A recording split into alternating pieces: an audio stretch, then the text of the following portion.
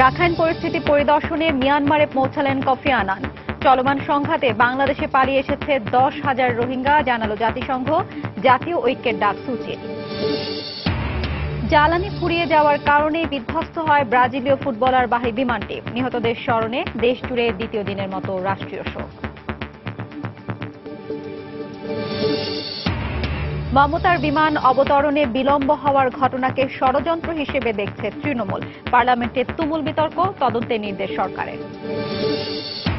এবং সহিংসতা বন্ধ না হলে গণকবরের শহরে পরিণত হবে আলেপ্পো, জাতিসংঘের সতর্কবার্তা।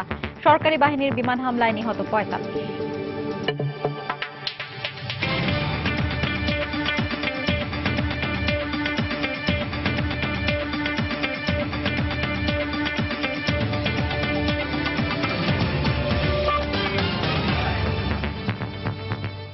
আন্তর্জাতিক সময়ের সঙ্গে আছি আমি হাফসাতুন্নেসা।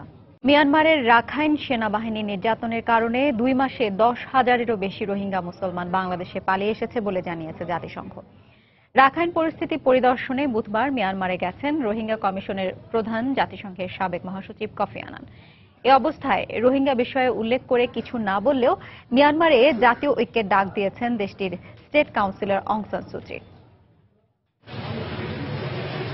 মিয়ানমারের রাখাইন প্রদেশে রোহিঙ্গাদের ওপর সেনা নির্যাতনের ঘটনায় বিশ্ব সম্প্রদায়ের উদ্বেগ ও তীব্র সমালোচনা সত্ত্বেও নীরব দেশটির স্টেট কাউন্সিলর অং সান সু চি। একের পর এক বিদেশ সফরেও বিতর্কিত এই বিষয়টি এড়িয়ে যেতে দেখা যায় তাকে। গত মাসে জাপান সফরের পর ইন্দোনেশিয়া যাওয়ার কথা থাকলেও সেখানে তার বিরুদ্ধে বিক্ষোভের আভাস পেয়ে সেই সফর বাতিল করা হয়। এবার তিনি সিঙ্গাপুরে দুদেশের বাণিজ্য সম্পর্ক উন্নয়নে ব্যস্ত সময় কাটাচ্ছেন। বুধবার সিঙ্গাপুরে বিজনেস ফোরামের এক বৈঠকে রোহিঙ্গা ইস্যু নিয়ে স্পষ্ট করে কিছু না বললেও তার দেশে শান্তি প্রতিষ্ঠার উপর গুরুত্ব আরোপ করেন তিনি। মিয়ানমারে জাতীয় ঐক্য ও শান্তি প্রতিষ্ঠায় আমরা কাজ করছি। যে করেই হোক আমাদের এই লক্ষ্য অর্জন করতে হবে। আশা করি এর মধ্য দিয়ে উন্নত মিয়ানমার প্রতিষ্ঠা করা সম্ভব হবে। এনএলডি সরকারের এই শক্তিশালী নেতার বিদেশ সফরের মধ্যেই বুধবার মিয়ানমারে পৌঁছান রাখাইন সমস্যা সমাধানে গঠিত রোহিঙ্গা কমিশনের প্রধান কোফি আনান। শিগগিরই তিনি সংঘাতপূর্ণ রাখাইন পরিদর্শন করবেন বলেও জানায় গণমাধ্যম। জাতিসংঘ জানিয়েছে মিয়ানমারের দক্ষিণ পশ্চিমাঞ্চলে চলমান সংঘাতের কারণে 10,000-এরও বেশি রোহিঙ্গা পালিয়ে বাংলাদেশে প্রবেশ করেছে। বিশ্ব সংস্থাটির শরণার্থী বিষয়ক সংস্থা ইউএনএইচসিআর এর ব্যাংকক শাখার এক মুখপাত্র বলেন, বিভিন্ন মানবাধিকার সংস্থার প্রতিবেদন অনুযায়ী সম্প্রতি রাখাইনে বিরূপ পরিস্থিতির কারণে রোহিঙ্গাদের বাংলাদেশে পালিয়ে যাওয়ার সংখ্যা দিন দিন বাড়ছে।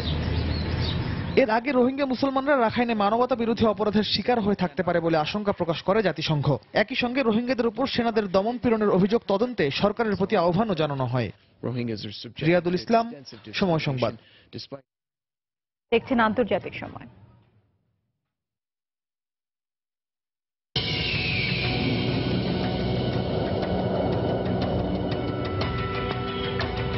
এই এক্সাইটমেন্টগুলো দ্বিগুণ করতে আমরা রবি আর এয়ারটেল একসাথে তৈরি করছি 1 নম্বর নেটওয়ার্ক।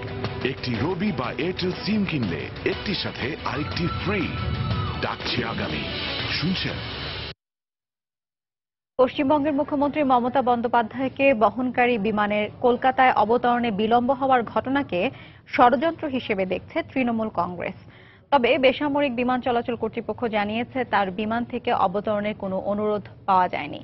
একই সঙ্গে বিষয়টি তদন্তের নির্দেশ দিয়েছে সরকার। বৃহস্পতিবার রাজ্যসভার অধিবেশনে এ বিষয়ে বিজেপি ও তৃণমূল সদস্যের মধ্যে তুমুল বিতর্ক হয়। তৃণমূল নেতা ডেরেক ওব্রায়েন বলেন, মমতা বন্দ্যোপাধ্যায়ের জীবন হুমকির মধ্যে রয়েছে। তার বিমানটিকে জরুরি অবতরণ করতে বাধ্য করা হয় বলে অভিযোগ করেন তিনি। তবে তার এই অভিযোগকে উড়িয়ে দিয়ে বেসামরিক বিমানমন্ত্রী অশোক গজপতি বলেন, বিমানটি নিরাপদে অবতরণ করে। একই সঙ্গে বিষয়টি খতিয়ে দেখা হচ্ছে বলেও জানান তিনি। বুধবার পাটনা থেকে ফেরার পথে কলকাতা বিমানবন্দরে অবতরণের সময় মমতাকে বহনকারী ইন্ডিগো এয়ারলাইন্সের বিমানটি 8 নম্বর লাইনে পড়ে। এতে করে প্রায় 30 মিনিট ধরে চক্কর কাটতে থাকে বিমানটি। এ সময় বিমানের জ্বালানি ফুরিয়ে আসে বলে দাবি তৃণমূলের।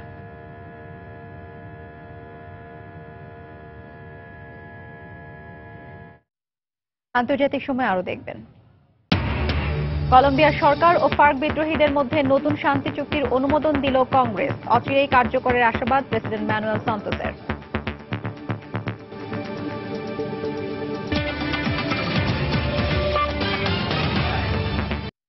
সিরিয়ার আলেপ্পোয় সহিংসতা বন্ধে দ্রুত ব্যবস্থা নেওয়া না হলে তা গণকবরের শহরে পরিণত হবে বলে সতর্ক করেছেন জাতিসংঘের মানবিক সহায়তা বিষয়ক প্রধান স্টিফেন ওব্রায়েন। এদিকে সিরীয় সরকারের প্রতিনিধিদের অন্তর্ভুক্ত না করে বিদ্রোহীদের নিয়ে আলোচনার উদ্যোগ আলেপ্পো সংকটকে আরো ঘোলাটে করবে বলে মন্তব্য করেছেন জাতিসংঘে সিরিয়ার বিশেষ দূত বাশার আল জাফরি। বুধবার সরকারি বাহিনীর হামলায় পূর্ব আলেপ্পোয় অন্তত ৪৫ বেসামরিক নাগরিক নিহত হবার খবর জানিয়েছে একটি স্বেচ্ছাসেবী সংগঠন। বুধবার পূর্ব আলেপ্পোর জব আল কুবা এলাকায় দফায় দফায় বিমান ও মর্টার হামলা চালায় সরকারি বাহিনী। পরে অনলাইনে প্রকাশিত ভিডিওতে বেসামরিক নাগরিকদের ছিন্ন ভিন্ন মরদেহ রাস্তায় পড়ে থাকতে দেখা যায়, যাদের অধিকাংশই নারী ও শিশু বলে জানিয়েছে উদ্ধারকারীরা। মানুষ পালাচ্ছিল, তাদের উপরই হামলা চালানো হয়। পূর্ব আলেপ্পোর বিদ্রোহী নিয়ন্ত্রিত এলাকা থেকে পশ্চিমে সরকার নিয়ন্ত্রিত ও কুর্দি অধ্যুষিত এলাকাগুলোর দিকে যাচ্ছিলেন তারা। সরকারি বাহিনীর হামলা জোরদারের প্রেক্ষিতে সোমবার থেকে বুধবার পর্যন্ত ৭২ ঘণ্টায় পূর্ব আলেপ্পোর অন্তত ২০,০০০ মানুষ বাসস্থান ছেড়ে পালিয়েছে বলে জানায় আল জাজিরা। একই দিন আলেপ্পোর দক্ষিণ পূর্বাঞ্চলে শেখ সাইদ এলাকায় বিদ্রোহীদের সঙ্গে সরকারি বাহিনীর তুমুল সংঘর্ষের খবর জানায় পর্যবেক্ষণ সংস্থা।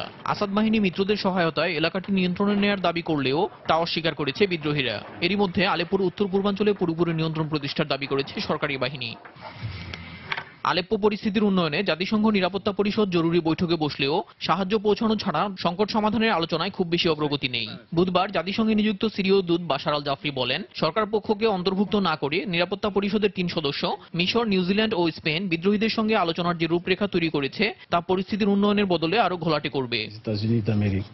এদিনের আলোচনায় পূর্ব আলেপ্পোয় চলমান সহিংসতাকে মানবিক পরিস্থিতির চরম বিপর্যয় হিসেবে উল্লেখ করে হামলা বন্ধে দ্রুত ব্যবস্থা নিতে সংশ্লিষ্ট পক্ষগুলোর প্রতি আহ্বান জানান জাতিসংঘের মানবিক সহায়তা বিষয়ক প্রধান স্টিফেন ওব্রায়েন।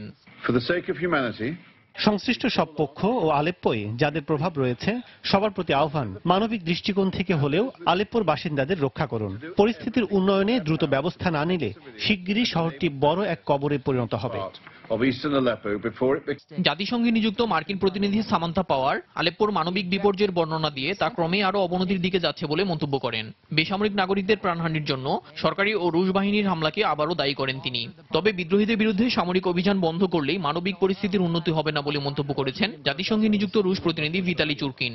আল নুসরা ও মধ্যপন্থী বিদ্রোহীদের মতো সন্ত্রাসী গোষ্ঠীগুলোকে সহায়তা দেওয়ার বন্ধের দাবি জানান তিনি। এদিকে আলেপ্পোয় জাতিসংঘের মানবিক সহায়তা পৌঁছানোর বিষয়টি রাজনীতিকীকরণ করা হচ্ছে বলে অভিযোগ করেছে রাশিয়া। বুধবার রুশ পররাষ্ট্র মন্ত্রণালয়ের মুখপাত্র মারিয়া জাখারোভা বলেন, সহায়তা পৌঁছাতে দেওয়া হচ্ছে না বলে যুক্তরাজ্যের অভিযোগ দুঃখজনক। শুধু বিদ্রোহী নয়, আল নুসরার মতো জঙ্গি গোষ্ঠীর কাছেও জাতিসংঘের সহায়তা নির্বিঘ্নে যাচ্ছে বলে উল্লেখ করেন তিনি। রুশ প্রতিরক্ষা দপ্তরের পক্ষ থেকেও আলেপ্পোর যে কোনো অংশে ত্রাণ পৌঁছে দিতে দাতব্য সংস্থাগুলোকে সহায়তার আশ্বাস দেওয়া হয়েছে। দেলোয়ার হোসেন, সময় সংবাদ। সিরিয়ায় তুরস্কের আসাদ বিরোধী লড়াই ও দেশটিতে আঙ্কারার ভবিষ্যৎ পরিকল্পনা স্পষ্ট করতে প্রেসিডেন্ট রিসেপ তাইপ এরদোয়ানের প্রতি আহ্বান জানিয়েছে রাশিয়া। বুধবার ক্রেমলিনের পক্ষ থেকে রুশ প্রেসিডেন্টের মুখপাত্র দিমিত্রি পেসকভ তুর্কি প্রেসিডেন্টের প্রতি এই আহ্বান জানান। সাংবাদিকদের পেসকভ বলেন, সিরিয়ায় অভিযানের বিষয়ে তুর্কি প্রেসিডেন্টের আগের বক্তব্যের সঙ্গে সাম্প্রতিক মন্তব্য সাংঘর্ষিক। আঙ্কারার সঙ্গে মস্কোর ভবিষ্যৎ সম্পর্ক ও কর্মপরিকল্পনার জন্য সিরিয়া বিষয়ে তুরস্কের অবস্থান জানা প্রয়োজন বলে মন্তব্য করেন পেসকভ। আইএস ও তুরস্কের জন্য হুমকি এমন সন্ত্রাসী গোষ্ঠীকে নির্মূল করতেই এই অভিযান বলে আগে উল্লেখ করলেও মঙ্গলবার প্রেসিডেন্ট এরদোয়ান বলেন, সিরিয়ায় প্রেসিডেন্ট আসাদের পতন ঘটানো ও সিরিয়ার জনগণের কাছে ক্ষমতা ফিরিয়ে দিতেই দেশটিতে প্রবেশ করেছে তুর্কি সেনারা।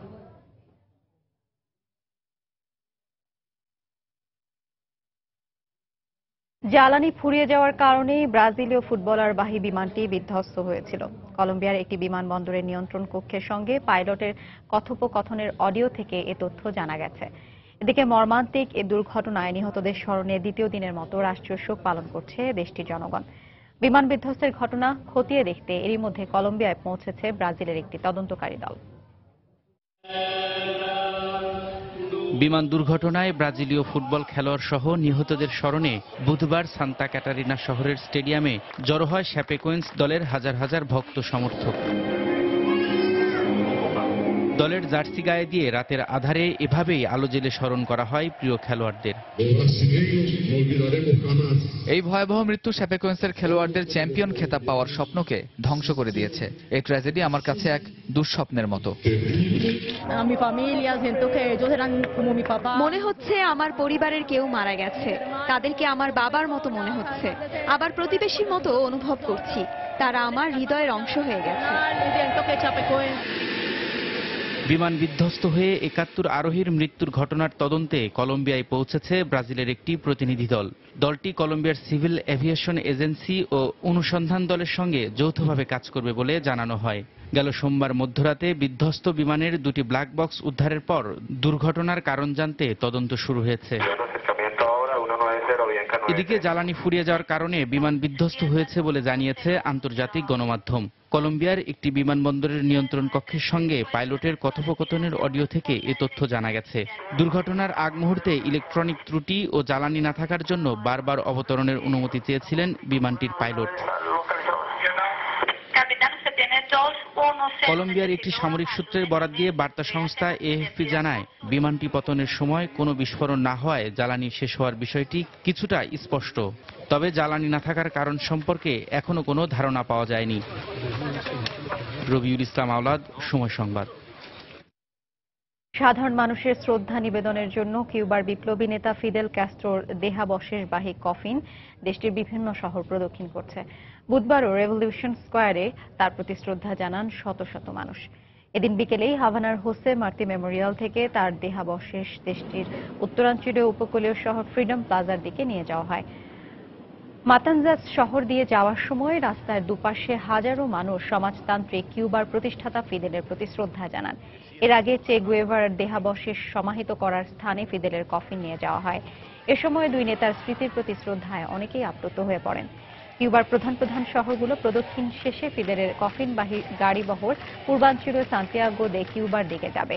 এ শহরেই গত শতাব্দীর 50-এর দশকে সশস্ত্র আন্দোলন শুরু করেছিলেন ফিদেল। 4 ডিসেম্বর সেখানেই সমাহিত করা হবে কিউবার আদর্শিক এ নেতাকে।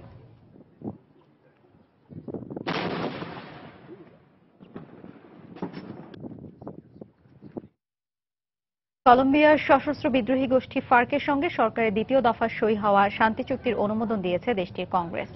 বুধবার পার্লামেন্টের নিম্নকক্ষে ভোটাভুটির মাধ্যমে চুক্তির ধারাসমূহ পাশ করা হয়। ভোটাভুটিতে অংশ নেওয়া 130 জন সদস্যের সবাই চুক্তির পক্ষে মত দেন। এর মধ্য দিয়ে শান্তি চুক্তিটি কার্যকরের পথে আরও একটি গুরুত্বপূর্ণ অগ্রগতি হল বলে মন্তব্য করেছেন প্রেসিডেন্ট হুয়ান ম্যানুয়েল সান্তোস। গেল অক্টোবরে ফার্কের সঙ্গে সই হওয়া প্রথম শান্তি চুক্তিটি গণভোটে প্রত্যাখ্যান করে দেশটির জনগণ। তবে এবারের গণভোটে চুক্তিটি গৃহীত হওয়ার বিষয়ে আশাবাদী সরকার। ফার্ক বিদ্রোহীদের সঙ্গে নিরাপত্তা বাহিনীর চলে আসা বিগত 5 দশকের গৃহযুদ্ধ বন্ধের কার্যকর উদ্যোগ গ্রহণের স্বীকৃতি হিসেবে চলতি বছর নোবেল পুরস্কারে ভূষিত হন কলম্বিয়ান প্রেসিডেন্ট। পরমাণু কর্মসূচি অব্যাহত রাখায় উত্তর কোরিয়ার উপর নতুন করে নিষেধাজ্ঞা আরোপ করেছে জাতিসংঘ। উত্তর কোরিয়ার উপর এই অবরোধে সম্মতি জানিয়েছে চীন। এর ফলে উত্তর কোরিয়া থেকে 60% খনিজ সম্পদ আমদানি কমিয়ে আনবে চীন। 2006 সাল থেকে পরমাণু কর্মসূচি অব্যাহত রাখার কারণে একের পর এক নিষেধাজ্ঞা আরোপ করে আসছে জাতিসংঘ। এছাড়া দেশটির পরমাণু কর্মসূচির সঙ্গে জড়িত 11 ব্যক্তি ও 10 প্রতিষ্ঠানকে কালো তালিকাভুক্ত করা হয়েছে। এছাড়া ভিন্ন দেশে থাকা সম্পদ বাজেয়াপ্তের পাশাপাশি বিদেশ ভ্রমণেও নিষেধাজ্ঞা জারি করা হয়েছে।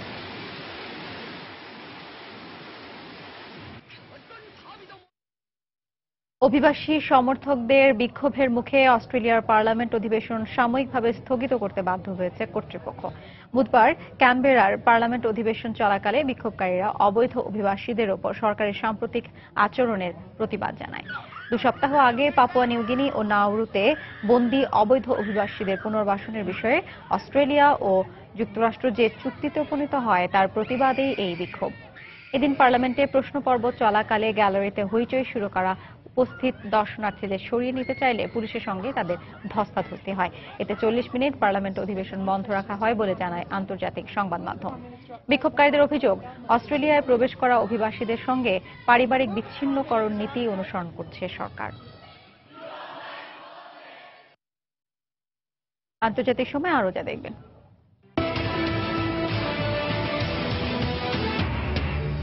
জমকালো আয়োজনে লন্ডনে অনুষ্ঠিত হলো কারি অস্কার খ্যাত ব্রিটিশ কারি অ্যাওয়ার্ডের 12তম আসর। পুরস্কার বিতরণী অনুষ্ঠানে ছিলেন রাজনীতিক, অভিনেতা সহ বিশিষ্টজনরা।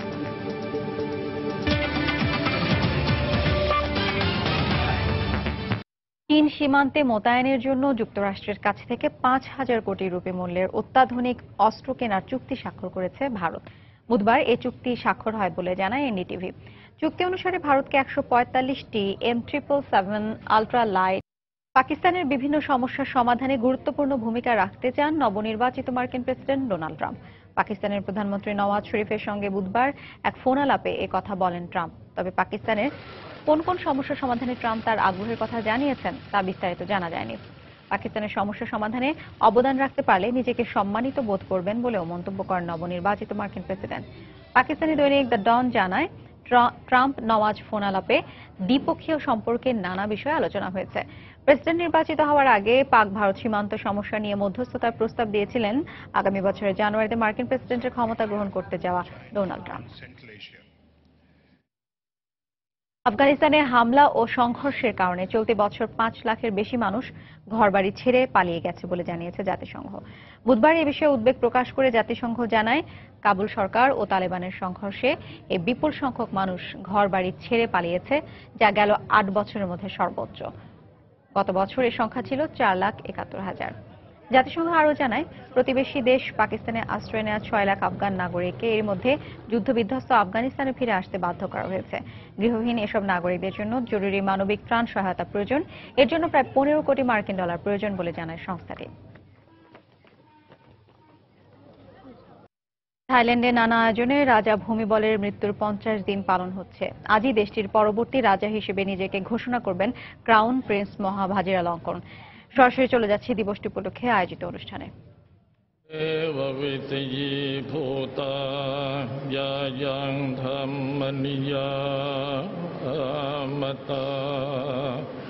अनिच्चता दुःखता च सभ्ये सञ्जनन्तता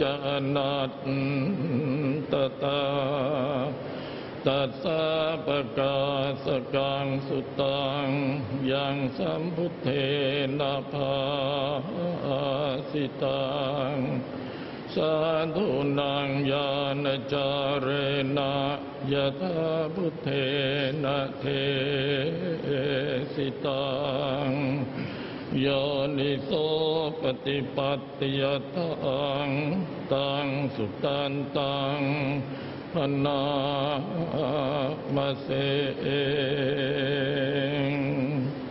एवं मे सुतां एकं समयं भगवद्सावधियं विहरति चेतवने अनाथपिण्डिकासहारमे तत्र को भगवा भिक्खु आमन्देति भिक्खवोति पठन्ते ते भिक्खो भगवतो पश्चातो तुं भगवान् दत्तवोऽद्य उपावा भिक्खवे तथागतानां अनुपाधावा तथागतानां गीतावतानां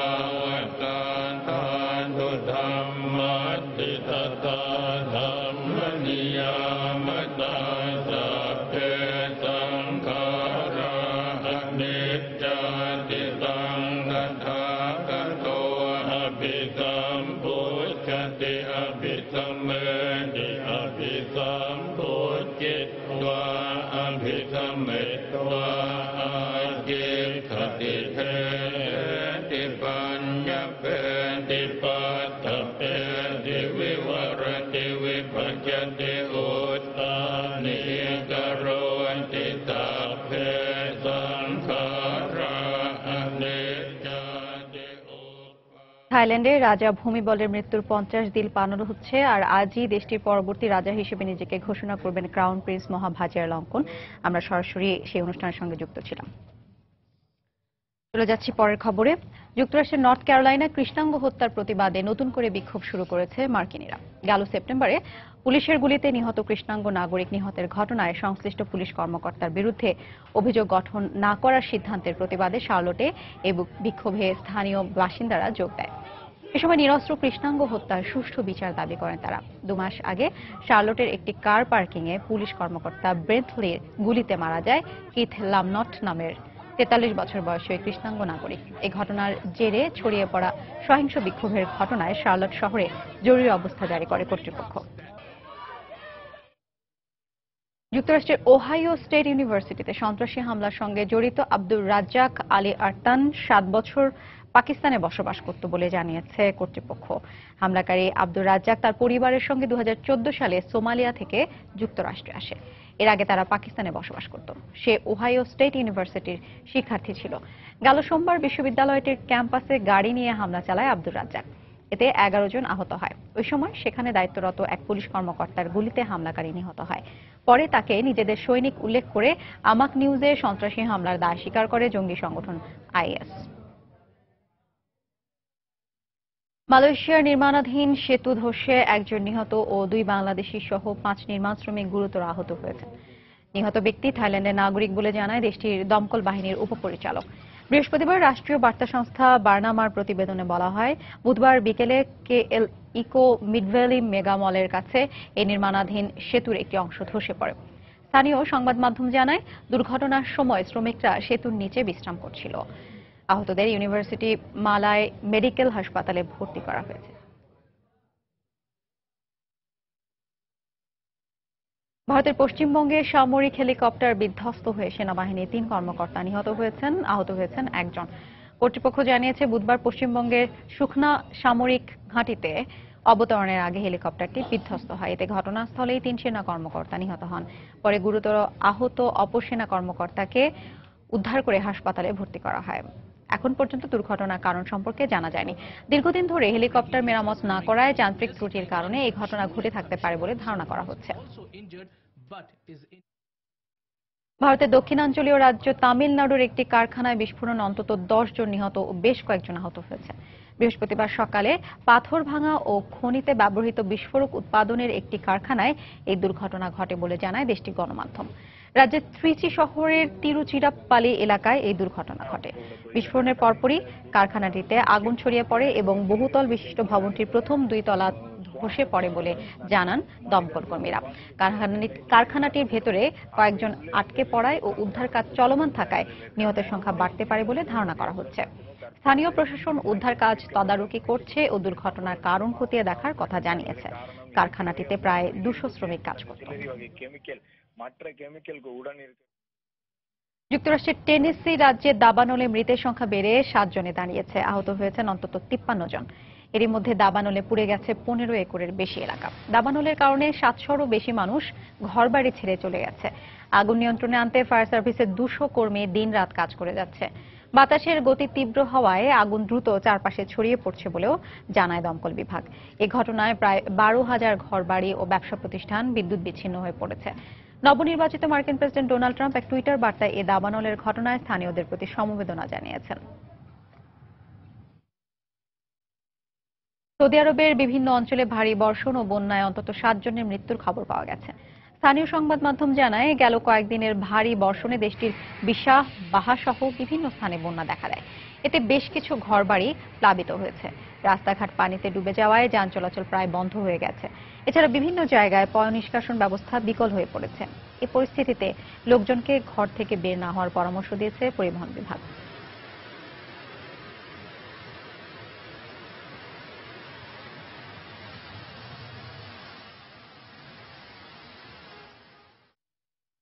বঙ্গোপসাগর উৎপন্ন হওয়া সাইক্লোন নাডা দুর্বল হয়ে ভারতের তামিলনাড়ুর দিকে অগ্রসর হচ্ছে। শুক্রবার রাজ্যের উপকূলীয় এলাকায় আঘাত হানতে পারে ঝড়টি। এজন্য ওই অঞ্চলে সতর্কতা জারি করেছে কর্তৃপক্ষ। ভারতের দুর্যোগ ব্যবস্থাপনা অধিদপ্তরের পক্ষ থেকে জানানো হয়, পুদুচেরি এলাকার 20 কিলোমিটার দূরে অবস্থান করছে ঘূর্ণিঝড় নাডা। এর প্রভাবে তামিলনাড়ু, পুদুচেরি ও ভেদারনায়াম এলাকায় ভারী বৃষ্টিপাত ও ভূমিধসের আশঙ্কা রয়েছে বলে জানানো হয়। সম্ভাব্য ক্ষয়ক্ষতি মোকাবিলায় আগাম প্রস্তুতি গ্রহণের কথা জানিয়ে বিবৃতি দিয়েছে রাজ্য প্রশাসন। বৃহস্পতিবারে বলা হয় উদ্ধার অভিযানের জন্য নৌবাহিনীর 2টি জাহাজকে প্রস্তুত রাখা হয়েছে। প্রয়োজনে হেলিকপ্টার ব্যবহার করা হবে। তামিলনাড়ুর উপকূলীয় এলাকার শিক্ষা প্রতিষ্ঠানগুলোতে 2 দিনের ছুটি ঘোষণা করা হয়েছে। এছাড়া নাডার প্রভাবে পার্শ্ববর্তী রাজ্য চেন্নাইয়ে ভারী বৃষ্টিপাতের পূর্বাভাস দিয়েছে স্থানীয় আবহাওয়া অধিদপ্তর। সৌদি আরবে মেয়েদের গাড়ি চালানোর উপর নিষেধাজ্ঞা তুলে নেওয়ার আহ্বান জানিয়েছেন দেশটির এক রাজপুত্র আল ওয়ালিদ বিন তালাল। টুইটার বার্তায় তিনি বলেন, সৌদি আরবের মেয়েদের অধিকার এবং অর্থনৈতিক প্রয়োজনেই এই নিষেধাজ্ঞা তুলে নেওয়া উচিত। সৌদি আরব বিশ্বের একমাত্র দেশ যেখানে মেয়েদের গাড়ি চালানো নিষেধ। এই নিষেধাজ্ঞা অমান্য করায় সৌদিতে অনেক নারী অধিকার কর্মীকে গ্রেফতার করা হয়েছে। প্রিন্স আল ওয়ালিদ বলেন, সৌদি আরবে এখন মেয়েদের গাড়ি চালানোর সুযোগ দেওয়ার সময় এসেছে। একজন নারীকে গাড়ি চালাতে না দিলে সেটা তাকে শিক্ষার অধিকার বা স্বাধীন পরিচয় ধারণ করার অধিকার থেকে বঞ্চিত করার মতোই একটা ব্যাপার হয়ে দাঁড়াবে। তার হিসেব অনুযায়ী একটি পরিবারে প্রতি মাসে একজন গাড়ি চালকের পেছনে প্রায় $1000 খরচ করা হয়।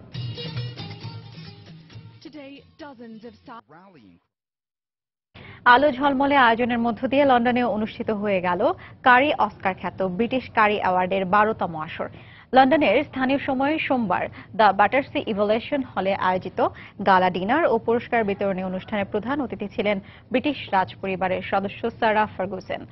ব্রিটিশ মন্ত্রী, এমপি, টিভি সেলিব্রিটি, অভিনেতা ও বিশিষ্টজনরাও এতে উপস্থিত ছিলেন। অনুষ্ঠানের সঞ্চালনায় ছিলেন BBC ওয়ান এর জনপ্রিয় উপস্থাপক এলিস্টার মাগওয়ান। লন্ডন প্রতিনিধি শোয়েব কবিরের রিপোর্টে দেখুন বিস্তারিত। ব্রিটিশ কারি অ্যাওয়ার্ডের প্রতিষ্ঠাতা বাংলাদেশি হলেও এটি ব্রিটেনের মূলধারায় অন্যতম ইভেন্ট হিসেবে গুরুত্বপূর্ণ স্থান করে নিয়েছে। পুরো দেশকে 11টি এলাকায় ভাগ করে সেরা রেস্টুরেন্ট ও টেকওয়ে ডেলিভারি বিভাগে মোট 13টি অ্যাওয়ার্ড দেওয়া হয়। এর মধ্যে স্যার লর্ড গোলাম নূরকে মরণোত্তর বিশেষ সম্মাননা জানানো হয়। অভিজ্ঞ বিচারক প্যানেলের মাধ্যমে রেস্টুরেন্ট ও টেকওয়ের খাবারের মান, পরিবেশনা, ক্রেতাদের কাছে তাদের গ্রহণযোগ্যতা সহ বেশ কিছু বিষয় বিবেচনা করে এসব অ্যাওয়ার্ড প্রদান করা হয়। সম্মানজনক এই অ্যাওয়ার্ড পেয়ে উচ্ছ্বসিত বিজয়ীরা। আমরা সবাই খুব খুশি, সবাই আনন্দিত যে আমরা এই 6th অ্যাওয়ার্ড উইন করছি উইদিন আওয়ার Champagne গ্রুপের মধ্যে। Really feel honored to getting this award. It's like, seriously, I can't have any words to say thanks for being here and winning this award. So excited, after 15 years, for the Cinnamon Club to be winning this award. Video বার্তার মাধ্যমে এই আয়োজনের সাফল্য কামনা করেন ব্রিটেনের প্রধানমন্ত্রী Theresa May. আর অনুষ্ঠান স্থলে উপস্থিত থেকে এই উদ্যোগের প্রশংসা করেন ব্রিটিশ রাজ পরিবারের সদস্য সারা Ferguson. I'm only very sorry that I can't be there with you.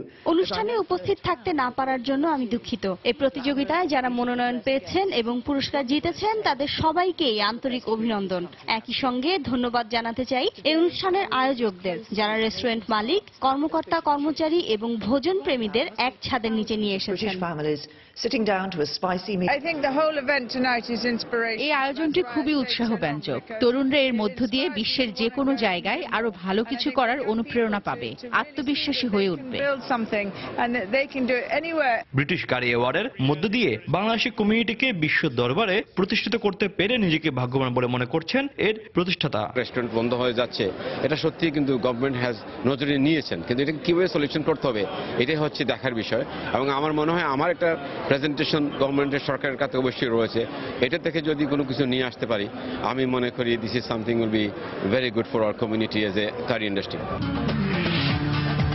প্রতি বছরেই ব্রিটিশ কারি অ্যাওয়ার্ডে নতুনত্ব থাকে, বৈচিত্র্যপূর্ণ সাংস্কৃতিক পরিবেশনা মুগ্ধ করে উপস্থিত সবাইকে। ব্রিটেনে বাংলাদেশিদের শ্রম করা কারি শিল্পকে স্বীকৃতির মাধ্যমে পুরো বিশ্ববাসীর কাছে পরিচয় করিয়ে দিতে কাজ করে যাচ্ছে ব্রিটিশ কারি অ্যাওয়ার্ড। এই শিল্পকে টিকিয়ে রাখতে হলে ব্রিটেনে বেড়ে ওঠা নতুন প্রজন্মকে এগিয়ে আসতে হবে, তা না হলে এই শিল্প থেকে বাংলাদেশিদের আধিপত্য ক্রমে হারিয়ে যাবে। শোয়েব কবির, সময় সংবাদ, লন্ডন। এই পর্যায়ে আবারও জানিয়ে দিচ্ছে আন্তর্জাতিক সময়ের শীর্ষ সংবাদগুলো। রাখাইন পরিস্থিতি পরিদর্শনে মিয়ানমারে পৌঁছালেন কফি আনান। চলমান সংঘাতে বাংলাদেশে পালিয়ে এসেছে 10,000 রোহিঙ্গা, জানালো জাতিসংঘ। জাতীয় ঐক্যের ডাক সূচির। জ্বালানি ফুরিয়ে যাওয়ার কারণেই বিধ্বস্ত হয় ব্রাজিলীয় ফুটবলারবাহী বিমানটি। নিহতদের স্মরণে দেশ জুড়ে দ্বিতীয় দিনের মতো রাষ্ট্রীয় শোক।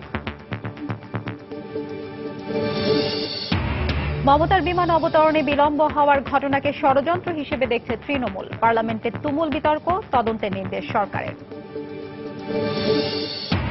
এবং সহিংসতা বন্ধ না হলে গণকবরের শহরে পরিণত হবে আলেপ্পো, জাতিসংঘের সতর্কবার্তা। সরকারি বাহিনীর বিমান হামলায় নিহত ৪৫। এ ছিল আন্তর্জাতিক সময়। যে কোনো খবর পেতে ভিজিট করুন সময়নিউজ.tv। সঙ্গে থাকুন সময়।